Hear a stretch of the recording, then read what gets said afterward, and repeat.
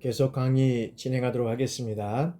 이제 다섯 번째는 학생들의 어떤 생활과 문화입니다. 그래서 우리들의 학생들의 학교 생활을 보면 초등학생들 같은 경우에는 학교에서의 수업 및 자유활동, 그 다음에 하교 후에 학원 교육, 그 다음에 집에서 자율학습 이렇게 이제 이루어지는데 초등학생들 보면은 시간이 이제 뭐 08시 20분부터 해가지고 거의 요즘에는 이제 그게 이제 9시까지 있잖아요. 공부시에 이제 학교 가가지고 끝나는 시간이 뭐 1학년 3학년은 뭐 예를 들어서 4, 5교시까지 하고 그 다음에 4학년은 여기에서는 5, 6교시 그 다음에 6학년은 뭐 5, 6학년은 뭐 6교시까지 이제 이렇게 이제 수업을 한다는 거죠. 수업 끝나고 하면은 어디를 갑니까? 다 하교 후에 바로 학원 교육을 갑니다. 학원에서는 뭐 영어 학원이라든지 뭐 수학 학원, 뭐 산수 학원이겠지만 영어, 수학, 그다음에 어떤 면에서 보면 태권도, 그다음에 뭐 주산 다양하게 이제 이런 어떤 그런 음악 관련 이런 학원들을 가게 됩니다. 학원이 또 끝나면 어떻게 돼요? 집에서 와서 자율학습을 하게 됩니다. 그러다 보니까 우리 학생들은 쉴 시간이 없고 거의 그냥 집에 와서 보면 자율학습을 실적으로 보면 하기보다는 그냥 녹초가 돼가지고 이렇게 오는 거죠. 사실 여러분들 우리가 그 60년대 이제 들어왔으면서부터 우리가 이제 70년대, 80년대 이렇게 이제 학교를 다니면서 시작되는 거 보면 우리는 참 초등학교 끝나고 나면 어떻겠습니까? 뭐 여러분들 이제 그러지 않은 경우도 있지만 우리 같은 이제 또래 되면 학교 갔다 오면 가방 이제 집에다 두고 친구들이랑 여러 가지 어떤 놀이를 했던 거죠. 그죠? 여러 가지 어떤 축구라든지 뭐 땅 따먹기 예를 들어서 뭐 땅 따기에서 깡통 차기 자치기서부터 시작해서 뭐 다양한 이런 놀이를 했다는 거죠. 그러니까 놀이를 통해서 뭘 배우느냐 하면 여기에서 보면 놀이를 통해서 보면 이 규칙을 배우게 된다는 거죠. 규칙을 배우게 되고 어떤 면에서는 규범을 배우게 된다는 거죠. 규범. 그 다음에 선후배의 어떤 그런 어떤 관계를 우리가 볼 수 있다는 거죠. 그렇기 때문에 상당히 놀이를 통해서 우리가 규칙을 배우게 되고 이런 어떤 것들을 우리가 배우게 된다는 건 상당히 중요하다는 거죠. 근데 요즘에는 거의 뭐 이제 자녀들이 한 명에서 두 명 정도 되잖아요. 많이 나면 두 명이고 한 명 정도 이렇게 나다 보니까 놀이 공간, 그다음에 놀이터에 아이들 노는 아이들이 없다는 거죠. 그러니까 다 이 수업 끝나고 나면 어디 갑니까? 다 학원 가서 아이들이 있고 그렇지 않으면 컴퓨터 게임만 하고 있다는 거죠. 컴퓨터에 놀이를 하고 있고 그다음에 뭐 거의 뭐 밖에 나와서 노는 학생들이 없다는 거죠. 그러다 보니까 나가 놀이터에 보시면 있어 보면 왜 너 혼자 왜 놀이터에 있니? 뭐 이런 얘기를 들어보니까 놀이터에 안 나가고 있고 계속적으로 학원에서 계속 전전하면서 집으로 돌아오는 이런 현상들이 있다는 거죠. 그러다 보니까 뭐 규칙이라든지 어떤 규범, 뭐 선후배가의 관계, 어떤 인간관계 이런 것들이 어떤 상호 존중하는 이런 것들이 좀 없어지는 거죠. 점점요. 그러니까 어떻게 돼요? 개인주의적이죠. 개인주의적으로. 개인주의적으로 흐를 수밖에 없다는 거죠. 이런 식으로 이제 계속적으로 가고 있다라고 우리가 볼 수 있고요. 자, 중고등학생들 같은 경우에도 필수 생활이 뭐냐면 수면과 식사, 그 다음에 학교, 학원, 독서실 생활, 그 다음에 이 공부 중독의 사회를 우리가 살아가고 있다라고 볼 수가 있다는 거죠. 그래서 이러한 측면에서 우리가 이제 중학교 학생들은 뭐 1학년들은 뭐 중간고사나 뭐 기말고사 이런 것들을 폐지하고 뭐 여러 가지 어떤 그런 자기만의 어떤 그런 그 직업 세계를 뭐 이제 알아본다는 측면에서 이제 그런 측면을 했지만 뭐 이것도 지금 정치학 때에는 좀 조금 이제 시간이 더 걸리고 하겠죠. 그러나 또 이런 중간 기말고사를 보지 않고 하다 보니까 학부모들은 이 학생들이 수업을 제대로 이 수업을 하고 있는지 학교 생활을 하고 있는지 이런 것들에 불안스러워하고 있는 그런 학부들이 많이 있다는 거죠. 그런 측면에서 보니까 계속적으로 학교에 끝나고 나면 학원으로 가고 그 끝나면 독서실에 생활하고 있고 계속 이런 어떤 피로 중독 사회. 그래서 대학에 가면 열심히 공부를 해야 되는데 대학에서는 공부를 이제 안 한다는 거죠.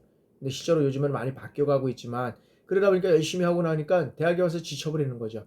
이런 생활이 아니라 우리나라는 초등학교에서부터 중고등학교까지를 좀 전반적인 학업에 의해서 상호 어떤 이런 동아리 활동, 그 다음에 수련 활동 이런 것들을 통해서 정상적인 어떤 그런 활동을 통해서 대학에 와서는 대학에서 이제 본격적으로 공부를 해야 할 시기에 공부를 게을리하게 되다 보면 우리나라의 경쟁력은 떨어질 수밖에 없다는 거죠. 그러니까 이러한 측면에서 우리가 다시 한번 이런 어떤 학생들과 어떤 학교의 문화 이런 것들을 좀 다시 정립해야 되지 않을까라는 생각을 합니다. 그래서 최근에 청년 취업난과 이제 관련해서 청소년이라고 하는 우리 13세에서 이제 24세 이 사이에서 공부보다 직업 고민이 늘어나는 학생들이 많이 있다는 거죠. 그래서 2008년도에 통계를 보니까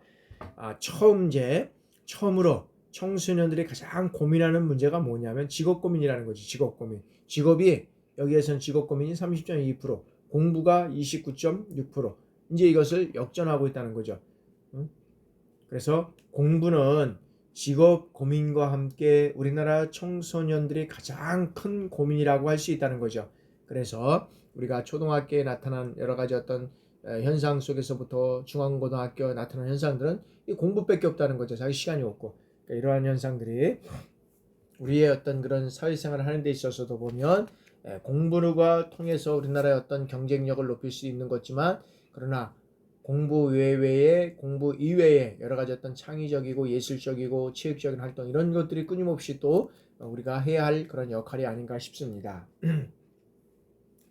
자, 이제 여러 가지 어떤 그런 청소년들의 그런 초등학교 청소년들의 활동은 크게 학교에서의 어떤 수업이나 자유활동 시간, 하교 후에 교과 및 어떤 예체능과 관련된 학원, 그 다음에 집에서의 학교, 그 다음에 학원 간의 자율학습, 이런 것들이 이제 계속적으로 이루어져 간다고 했잖아요. 그래서 이것들을 이제 전면적으로 이제 2016년도에 이런 어떤 전면적으로 이제 보면 이런 이제 학기제가 지금 이게 도입이 되고 있는데, 뭐냐면 자유학기제로 도입되고 있는데, 그 뭐냐면 동아리 활동이라든지 진로 활동, 그리고 봉사 활동, 이런 것들이 장려되면서 이제 학교 문화의 변화가 이루어지고 있다는 거죠. 2016년부터 자유학기제가 진행되면서부터 이런 것들이 변해가고 있고, 그 다음에 이제 최근에는 중고등학교, 고등학교에도 보면 이제는 교실 이동 이제 수업이 이제 어떤 면에서는 이제 이루어져 가고 이제 있다라고 이제 우리가 볼 수 있다는 거죠. 그러니까 이런 것들도 또 어떤 면에서는 우열이 어떤 가려지는 이러한 측면에서, 그게 어떤 면에서 보면 정상적인가는 또 우리가 한번 봐야 되겠지만, 한편으로 해서 그런 측면에서 우리가 이제 이해를 했으면 좋겠고요. 자, 그러면 이제 학생들의 어떤 수업 문화를 우리가 한번 살펴보도록 하겠습니다. 자, 수업은 학생들의 어떤 학교 생활에서 가장 핵심적인 부분이다라고 우리가 볼 수 있죠. 그죠? 그래서 학교 생활의 가장 많은 시간을 무엇으로 하려고 합니까? 수업으로 이루어지고 있다는 거죠. 그리고 그 중에 수업으로 이루어지고 있고, 수업은 어떤 수업으로 이루어지느냐면 정규 수업과 여기에는 이제 보충 수업으로 이루어져 가고 있다. 그래서 정규 수업은 학업 수업에서 이제 전 교육 과목을 통해서 시간표에 의해서 이루어져 가는 거고, 그다음에 이제 특별 활동 시간으로 해서 동아리 활동이 이제 들어가고 있고요. 보충 수업은 이제 나머지 이제 이 정규 수업을 끝나고 나서 국영수 중심으로 이제 이루어지는 이러한 수업을 이루어져 가고 있다. 그래서 중학교의 경우에 우리가 아까도 얘기했지만 2016년부터 자유학기제가 전면 실시되면서 이제는 중간 기말고사 이런 것들이 이제 보지 않았다는 거죠. 그러면서 여기서 뭐냐면 토론을 하고, 그 다음에 프로젝트 수업을 하고 있고, 그 다음에 실습 수업, 그 다음에 어떤 체험 활동, 진로 교육, 이런 것들이 이제 도입이 됐다는 거죠. 그래서 이제 이것은 이제 학생들이 중학교 한 학기 동안만이라도 좀 시험 부담이 없이 자신의 꿈과 끼를 찾는 어떤 진로 탐색 기회를 가져야 한다는 이제 취지에서 마련됐다는 거죠. 그래서 이 정책이 마련된 것은 뭐냐면 우리나라가 마련된 것은 이제 아일랜드의 전환학년제라고 하는 것이 있는데, 이제 그거와 이제 비슷하게 우리가 이제 운영되고 있다는 거죠. 그래서 자유학기제 동안에 학생들은 기존의 어떤 교육과정이라든지 어떤 수업 어떤 그런 방법, 그 다음에 어떤 평가 방식, 이런 어떤 다른 수업 문화를 경험하게 된다는 거죠. 그래서 학생들은 중간고사와 기말고사, 지필고사 이런 것들을 치르지 않고 이제 고교 입시에도 어떻게 돼요? 자유학기의 성적은 반영되지 않는 것으로 이제 되었다는 거죠. 그래서 자유과정은 이제 진로 탐색 활동으로서 동아리 활동, 예술, 체육 활동, 선택 프로그램 활동, 이런 것들은 이제 이루어져 가고 있다라고 우리가 볼 수 있다는 거죠. 그래서 이런 활동이 상당히 우리의 어떤 삶의 성장해 가는 과정 속에서 상당히 중요하다라고 우리가 볼 수 있다는 거죠. 그리고 이 한 학기에 이제 2차례 이상 종일 체험 이런 활동을 실시하고, 학생들이 스스로 어떻게 돼요? 진로 체험 계획을 세우면서 학교가 출석으로 이제 인정하는 거죠. 그거를. 그래서 자기 주도 진로 체험이 이제 시행되고 있다라는 거죠. 그래서 진로 탐색 내용은 뭐냐면 학교 생활 기록부의 점수 대신에 서술형으로 이제 기재가 된다는 거죠. 그래서 이 자유학기제는 2017년도에 이제 2016년도에 시행된 것이 17년도에는 이제 확대 이제 됐다는 거죠. 그래서 확대 발전 시안을 마련해서 2018년도에는 희망학교에 한해서 자유학년제를 실시하고 있다라고 우리가 볼 수 있다는 거죠. 그래서 우리나라의 어떤 수업 장면에서 문제가 되는 것은 뭐냐면 학교가 지나치게 어떻게 돼요? 지식 위주, 그 다음에 획일주의적인 어떤 주입식 교육 이런 활동을 한다는 거죠. 그러나 자유학교제로 인해서 학생의 어떤 흥미와 적성의 다양성이 인정되고 그 다음에 교사와 학생의 소통하고 존중하면서 이 토론식 수업 문화로의 어떤 변화가 이루어진다면 재미있는 수업 문화 정책을 기대할 수 우리가 있다라고 볼 수 있다는 거죠. 그래서 우리나라의 자유학기제는 이 아일랜드의 전환학년제 이것을 어떤 면에서는 이제 실시를 이제 하고 이제 거의 비슷하게 이제 우리가 따라가고 있는데 조금 다른 것은 이제 그 아일랜드의 수업 방식은 어떤 전담 그 코디네이터가 이제 학교마다 이제 있다는 거죠. 근데 우리나라 같은 경우에는 이제 뭐 그런 거 코디네이터가 없고 일반 교사나 진로 상담 이런 학생을 맡은 교사가 이제 자유학기제 업무를 이제 관여하게 된다는 거죠. 그런 측면에서 사실 또 조금 이제 그런 어떤 전문성이나 이런 것들은 좀 떨어질 수 있다. 그러나 학교 안팎의 어떤 전폭적인 인적, 물적, 제도적 지원과 협력 이것을 통해서 우리가 이제 과제로 남겨두면서 계속적으로 보완 발전해 나가야 할 것이다 라고 우리가 볼 수 있다는 것이죠. 그래서 이 학생들의 이제 우리가 관계 문화를 한번 우리가 살펴보도록 하겠습니다.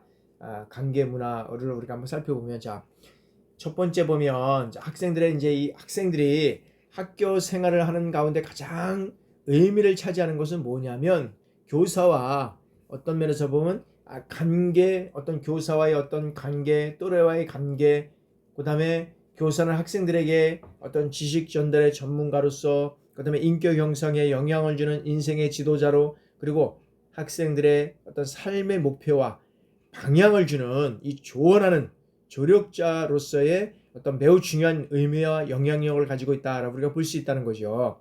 그래서 학생들은 이러한 교사들과 상호작용을 통해서 교육활동을 우리가 이루어간다라고 볼 수 있다는 거죠. 그래서 학생들은 교사의 어떤 인간성과 유능함이라는 어떤 두 요인을 중심으로 해서 인간성이 좋지만 실력이 없는 교사라든지 또 실력은 탁월하지만 학생들을 거칠고 비인격적으로 대하는 교사 그리고 수업과 학생 지도를 형식적으로 하면서 개인적인 일에 몰두하는 교사 그 다음에 성격이 급하고 까다로운 교사 이런 것들을 분류해서 어떤 유형에 따라 다른 인간관계를 맺는 전략을 이제 구사를 하게 된다는 겁니다. 그러나 일반적으로 학생들이 가장 선호하는 교사는 어떤 교사가 되겠습니까? 여러분들 한번 생각해 보세요. 학생들이 선호하는 교사는 학생의 성적과 무관하게 자신들을 이해해주는 이런 어떤 교사들이 가장 선호하는 교사들이라고 얘기를 하고 있다는 거죠. 그래서 학생들이 어떤 면에서 보면 이런 어떤 교사들을 이해해주는 친구 같은 그런 것들을 이해해주고 친구 같은 교사가 우리가 가장 선호하고 그 다음에 무능하고 인간성도 나쁜 교사를 가장 싫어하는 것으로 나타났다라고 우리가 볼 수 있다는 거죠. 그래서 친구 관계는 청소년들에게 또 한번 친구 관계는 청소년들에게 가장 중요한 어떤 삶의 한 부분이라고 우리가 할 수 있죠. 그래서 학교에 공부를 하러 가는 학생도 있지만 친구와 교제하기 위해 학교에 가는 경우도 많다는 거죠. 그러나 학교에서의 어떤 친구는 정서적 안정감을 어떤 면에서는 제공하기도 하지만 어떤 면에서 보면 원하지 않았던 경쟁자가 되기도 해서 귀찮은 어떤 공부 방해자가 되기도 한다라고 우리가 볼 수 있다는 거죠. 그래서 학생들은 대략 두 가지 요인으로서 우리가 살펴보면 성적과 어울리는 능력에 따라 범생이 집단, 그 다음에 평민 집단, 개성파 집단, 날라리 집단 이런 것들을 분류를 해서 적합한 또래 관계를 맺고 있다라고 우리가 볼 수 있다는 거죠. 자, 첫 번째 우리가 이제 범생이 집단을 우리가 한번 살펴보도록 하겠습니다. 자, 범생이라는 것은 학업을 중시하는 그 학생 청소년들. 그래서 여기에는 범생이라 보니까 규범을 준수하고 그다음에 어떤 모습과 태도가 단정하죠. 그리고 바른 행동을 한다는 거죠. 그리고 기성세대가 규정한 어떤 그런 행동 규범에 어떻게 돼요? 일치돼서 교사들로부터 많은 칭찬을 받고 있는 이런 사람들이 우리가 범생이라고 해요. 이들은 어떻게 돼요? 공부를 하지 않는 분위기에 휩쓸리지 않기 위해서 자신을 방어하는 모습을 보이기도 한다는 거죠. 이런 친구들 옆에는 어떻게 돼요? 가톤주로 편성돼서 수행평가를 한다 그러면 이 좋은 평가를 받는 학생들이 늘 넘쳐난다는 거죠. 그래서 범생이 집단, 여러분들은 어느 집단에 속해 있습니까?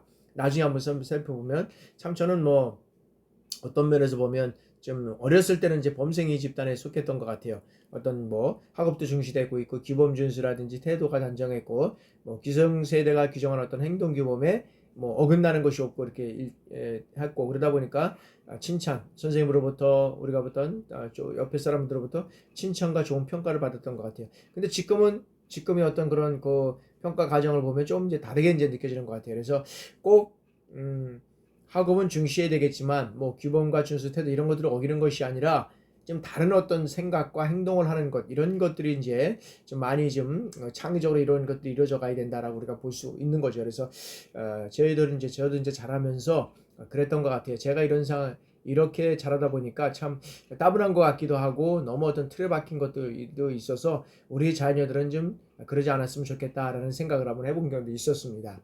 두 번째는 이제 평민 집단이라는 겁니다. 평민 집단은 자, 공부의 중요성을 인지하고 있지만 실질적으로는 어떤 면에서요? 성적은 중위권 성적을 가지고 있다는 거죠.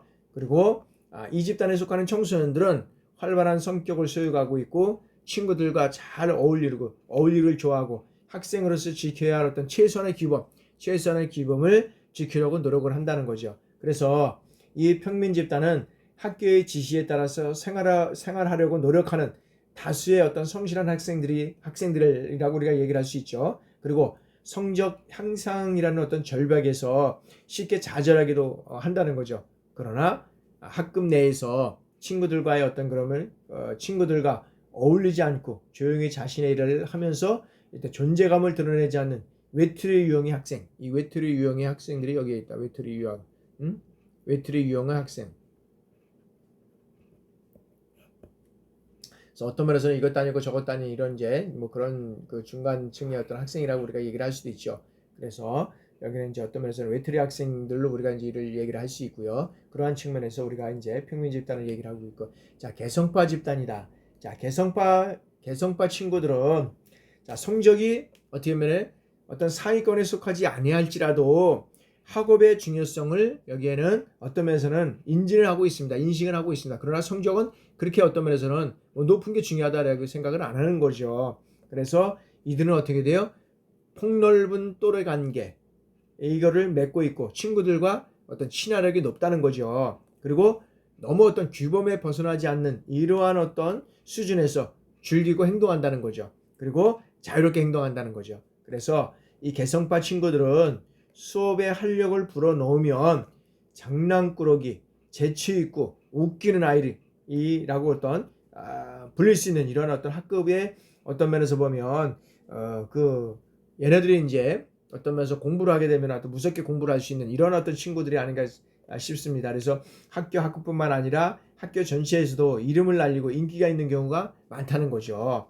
그래서 일부에서는 이 평민 집단과 그다음에 어떤 그런 개성파 집단을 들러리 집단이라고 이제 분류를 하는데 실제로 보면 어떻게 되냐면 어정쩡한 이 특징을 보이고 있다라고 우리가 이제 설명을 할 수 있다는 거죠. 그래서 이들은 학업 외에 다양한 이 흥미와 욕구를 지니고 있지만 학교에서 그 욕구를 충족시켜주지 못하는 측면이 있다는 거죠. 그래서 자신의 욕구를 억제하고 학업에 대한 어떤 열등의식과 무력감, 무능감, 그 다음에 소원감 이런 등의 어떤 감정을 겪는다고 우리가 설명할 수 있습니다. 그래서 개성파는 거기에 개성에 맞게만 조금만 보조해주고 칭찬해주면 엄청난 그 파괴력, 효과를 거둘 수 있는 것이 실적으로 보면 이 개성파 집단이다라고 우리가 볼 수 있다는 거죠. 자, 다음에는 이제 이 어떤 면에서는 날라리 집단이다. 날라리 집단. 자, 날라리 친구들은 자, 기성세대가 부여한 학생 신분으로서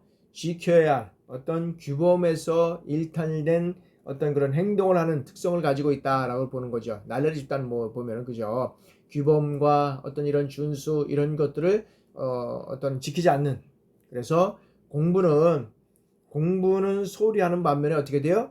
여기에서는 무리를 이어서 뭐 음주라든지 비행, 어떤 면에서는 여기에서는 뭐 도벽, 교제, 폭력, 어떤 비행동 이런 것들을 즐기고 있다는 거죠. 그래서 반학교적 행동을 하는 경향이 많다. 반학교적 행동. 학교의 규범을 어기고 하는 행동. 그래서 자, 주위 학생들은 날라리 친구들과 거리낌 없이 지내기도 하지만 일정 부분 거리를 두기도 한다는 거죠. 왜? 친밀한 관계 형성을 피하기도 한다. 여기에 들어가면 여러 가지 어떤 그런 학생들과의 관계에 있어서 어떤 면에서는 뭐 이제 일진파 뭐 여러 가지 어떤 그런 학생들이 있었잖아요. 그래서 여기 어떤 주먹을 잘 써가지고 한 사람은 뭐 피만 흘렸다고 하면 다른 사람들이 이제 주먹 세계가 바뀌어가는 뭐 이런 세대도 있고 뭐 그렇던데, 하여튼간에 규범과 여러 가지 어떤 그런 규칙에서 일탈된 행동을 하는 학생들이 날라리 집단이다. 이들은 뭐 공부를 소홀히 하고 있고 여러 가지 어떤 음주나 이런 비행을 하고 있는 이런 학생들이 이제 될 수 있다. 그래서 학생들의 어떤 관계 문화는 범생이 집단에서부터 평민 집단, 개성파 집단, 날라리 집단 이게 다 있지만 어느 집단 학생들은 나쁘다라기보다는 학교에서는 다양하게 이런 것들을 어떤 면에서는 지금 나눌 수 있는 그런 게 우리가 될 수 있는 것 같아요. 그런 측면에서 우리가 보면 실질적으로 보면 우리가 이제 지내고 나 보면 개성파 집단이나 날라리 집단 같은 경우에는 그 학생들이 뭐 어떤 비행 청소년이 되는 경우도 있지만 실제로 보면 이런 학생들이 더욱더 사회에서 성장하고 또 큰 역할들을 해나가는 우리가 모습들을 또 봅니다. 그렇다고 해서 뭐 범생이나 무슨 평민 집단이 또 그렇지 않다는 거는 볼 수 없는 거죠. 그래서 그 청소년 과정을 어떻게 겪어오면서 그 청소년 과정들을 통해서 또 이렇게 성년으로 성장해가는 그런 과정 속에서 이런 것들이 잘 또 상호작용을 통해서 균형을 이뤄가느냐, 이것들이 상당히 중요하다는 거죠. 그러한 측면에서 우리의 청소년들은 이런 관계 문화가 또 우리가 중요하다라고 우리가 볼 수 있는 거죠. 자, 다음에는 이제 여러 가지 어떤 새로운 청소년 학교 문화를 위한 어떤 방안입니다. 그래서 여기에서는 이제 이 어떤 그 긍정적 시각으로 이제 우리가 이제 바라보는 거하고, 긍정적 시각으로 바라보는 거하고, 그다음에 이제 미래 사회의 어떤 교육 변화를 어떤 수용하고 교내 자치기구를 활성화하는 이러한 우리가 세 가지 측면에서 우리가 한번 살펴보는데, 자, 학교 문화를 개선하기 위해서는 무엇보다도 학생들이 자신의 문화를 어떻게 돼요? 긍정적으로 바라봐야 하는 어떤 시선을 길러야 한다는 거죠. 긍정적으로. 그래서 우리 삶 속에서도 어떤 시각으로 바라보느냐가 상당히 중요하다는 거죠. 바라보는 시각이. 그래서 이걸 긍정적으로 바라볼 것이냐, 부정적으로 바라볼 것이냐, 이 시각이 중요하다는 거죠. 그래서 여기에는 자신들의 어떤 문화를 긍정적으로 바라보는 이 시선을 길러야 한다는 거죠. 그리고 학생들의 아침이면 똑같은 옷을 입고 학교를 향하잖아요. 똑같은 시간에 똑같은 책으로 수업을 받고 밥을 먹고, 그 다음에 가정 형편에 관계없이 학교에서만큼은 누구나 어떻게 돼요? 똑같은 학생이다는 거죠. 그러나 자신과 비교한 어떤 고민을 가진 이 또래 집단들과 웃고 떠들며 함께 자라는 것이 학교다. 그래서 적어도 학교에서만큼은 누구나 노력한 만큼의 결과를 얻을 수 있어야 한다라는 거죠. 그래서 이러한 학교 문화는 학생들에게 공동체 의식을 심어주고 소속감을 주고 평등한 교육 기회를 제공해야 하는 것이 학교다. 그리고 사회에 나가기 전까지 학생들은 어떻게 돼요? 학교로부터 보호받으며 정화된 이러한 사를 경험한다는 거죠. 그래서 어느 지역에서 학교를 다녔던 간에 사교육을 제외하면 누구나 평등한 교육을 받았고 또 평등한 기회가 제공되었고 그리고 비슷한 학창 생활을 보냈다는 것입니다. 그래서 이처럼 비슷한 학교 문화를 경험했기 때문에 사회에 나와서도 어떻게 돼요? 비슷한 학창 시절의 기억을 가지고 있고 거기에 따라서 연대감을 갖고 있다는 거죠. 그래서 요즘에 보는 뭐 몇 년생, 연생죠, 몇 년생, 뭐 무슨 생, 뭐 해가지고 이제 그렇게 해가지고 이제 막 만나기도 하고 막 그러잖아요. 그래서 이처럼 학창 시절만큼은 상대적 박탈감을 덜 느끼고 공동체 의식과 소속감, 안정감 이것들을 느낄 수 있는 것이 우리의 학교 문화가 가진 큰 장점이 아닌가 싶습니다. 그래서 이제 이런 반면에 누구에게나 똑같은 교육이 제공된다는 것이 때로는 어떻게 돼요? 심각한 부작용을 초래하기도 한다는 거죠. 누구에게 똑같은 어떤 기회가 제공돼야 하지만 여기서 말하는 기회라는 것은 뭐냐면 선택의 기회이지 같은 것을 어떤 면에서는 배울 기회를 의미하지는 않기 때문이다라고 우리가 볼 수 있다는 거예요. 그래서 한국의 학교에서는 개인의 어떤 적성과 흥미 이게 고려되지 않고 있다라고 우리가 볼 수 있다는 거죠. 그래서 뭐 예술고라든지 뭐 과학고, 체육고, 외국어 이것들은 존재하지만 학생 수에 비해서 극히 적고 성장과 잠재력이 경제력이 요구되기 때문에 제한된 이러한 윤식이 있습니다. 그래서 학교 문화는 학생들 자신이 긍정적인 시선으로 인간과 사물을 바라볼 수 있는 이 안목을 길러내는 이 장점을 유지하면서 단점을 개선할 필요가 있다라고 우리가 보고 있는 것이고요. 그다음 미래 사회의 교육 변화 수용하기입니다. 자, 우리 사회는 이제 정보 지식 사회를 맞이해서 교육혁명이 시작되고 있다. 그래서 미래 교육은 사회의 변화를 어떻게 돼요? 배우는 것에서 이제 시작한다. 그래서 평생교육, 사이버, 대학, 이동성 강화 이런 어떤 다문화 교육, 긴밀한 산학 연계, 집단 어떤 지능 그리고 여기에서 보면 이런 것들을 통해서 이제는 어떤 면에서는 학력 증강이라든지 학생 행보, 어떤 지역사회 네트워크 이런 것들을 통해서 이제 탈바꿈하고 있다는 거죠. 그래서 교사와 학생은 첨단 기술을 먼저 배우고 학습 모델을 만들어서 어떤 개방적 협업과 리더십을 촉진시키는 이러한 주체가 되어야 된다라고 우리가 볼 수 있다는 거죠. 자, 다음에는 이제 교내 자치기구 운영을 활성화해야 된다라는 겁니다. 자, 학생들이 자율적으로 참여하고 선도적으로 활동할 수 있도록 이런 어떤 자치 능력을 신장시켜야 한다는 겁니다. 그리고 이런 활동이 신장되고 반영될 수 있도록 기성세대 구성원들 간에 어떻게 돼요? 학생 자체와 동아리 활동을 지원하고 그 다음에 학생의 학교의 어떤 생활 그 다음에 인격 규정, 재정 이런 거에 있어서도 어떤 그런 학생의 의견에 귀를 기울이는 이러한 태도가 이제는 기성세대에도 있어야 된다라고 볼 수 있습니다. 그래서 기성세대가 만드는 틀에서 이 어떤 젊은 청소년들을 그 틀 안에 가두어서 이제는 이루어가는 시대는 아니다라고 우리가 볼 수 있다는 거죠. 그래서 그 학생들에 대한 어떤 학생들을 자치활동을 통해서 활동을 지원하고 또 활동을 할 수 있는 역동적인 활동을 할 수 있는 지원하는 그리고 그 학생들을 어떻게 되면은 의견을 존중하고 이끌어갈 수 있는 그런 리더십들이 이제는 필요하다라고 우리가 볼 수 있다는 겁니다. 자, 지금까지 이제 여기서 학교 문화에 대해서 우리가 살펴봤습니다. 그래서 학교의 문화에 대해서 다양한 여러 가지 어떤 문화가 존재하지만 그러나 그러한 문화를 통해서 우리가 청소년 문화는 학교를 통해서 다양한 문화를 형성해 가고 또 이루어갈 수 있다라고 우리가 볼 수 있다는 거죠. 그런 측면에서 다시 한번 학교의 문화도 중요하지만 학교 밖에 어떤 군대 또는 어떤 다른 어떤 수련 활동 이런 것도 상당히 중요하다라고 우리가 볼 수 있다는 거죠. 그래서 군대에서도 그런 다양한 활동을 통해서 어떤 문화를 이끌어가는 것 우리 청소년들의 앞으로의 할 역할이 아닌가 싶습니다. 지금까지 여러분들 강의 듣느라고 수고 많으셨고요. 다음 주에 뵙도록 하겠습니다. 여러분들 감사합니다. 수고하셨습니다.